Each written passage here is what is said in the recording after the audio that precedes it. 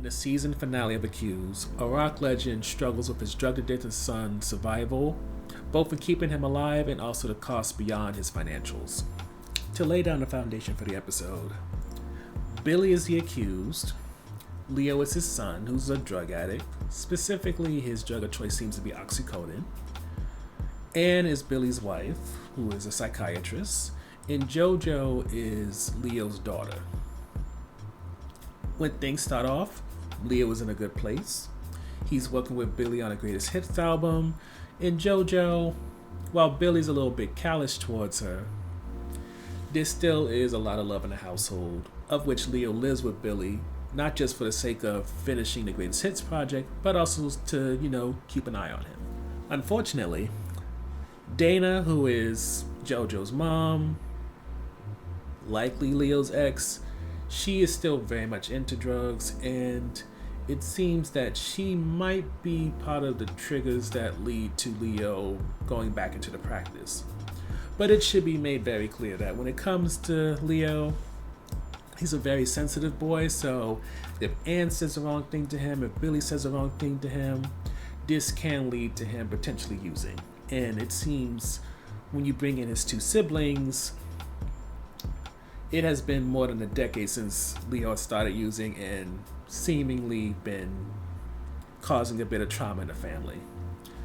But of course, adding Dana into the situation doesn't help, since Billy does his best to keep Dana away from his granddaughter and also son, and this includes paying her off. But now with her hanging out with this guy named Pete, on top of her asking for money, even beyond the payments she's scheduled to get, now she's trying to push the point, threaten, and it's a lot for Billy to go through, especially because Billy has cancer and he knows his days, weeks, months, maybe years are numbered. So having this headache of his son being suicidal and a drug addict, and then his ex on top of that popping up with some guy and threatening his wife, it's a lot to deal with. Which is why when it comes to Anne and Billy, they have a major fight about Leo and how much influence he has over their lives. For example, Anne is very upset with Billy about not allowing one track that Leo wants on the greatest hits album to happen, and that's because Billy wants to exert his autonomy over what is his legacy. And of course, Anne's argument is your son is your legacy, but then Anne follows that up about how much she had to put aside or else had to accommodate for Leo. And hearing all this does not help Leo's mental, emotional state. So he eventually tries to OD again, or else he just gets high in the ODs. And while there is a literal place that we see Anne go to more than once in order to get some type of adrenaline shot to get Leo back together, she decides this time she's just going to let the boy die.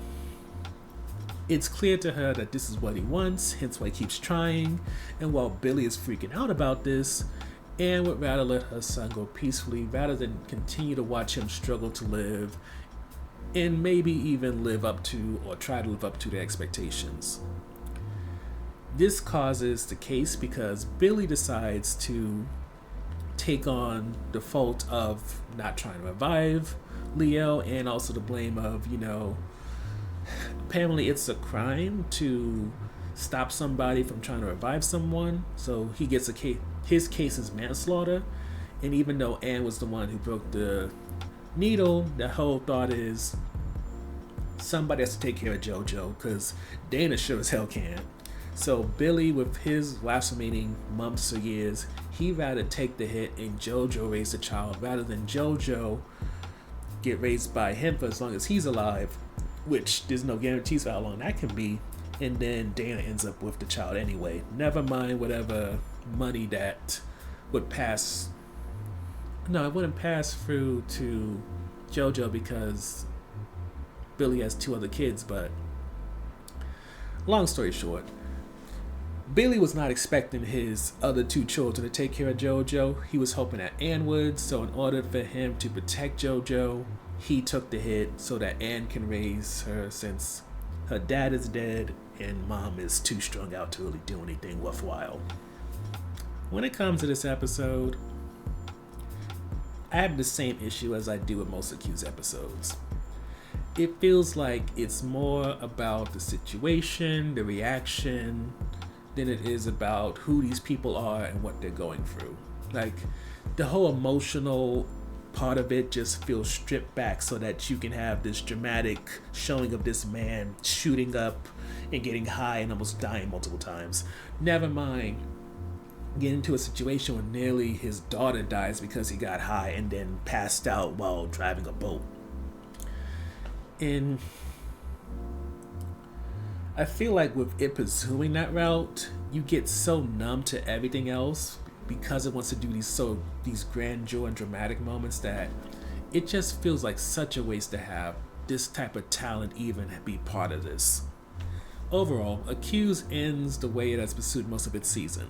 It takes an impactful story, puts in way too much drama to build up the case being tried, and it leaves you with mixed feelings because of the overall execution.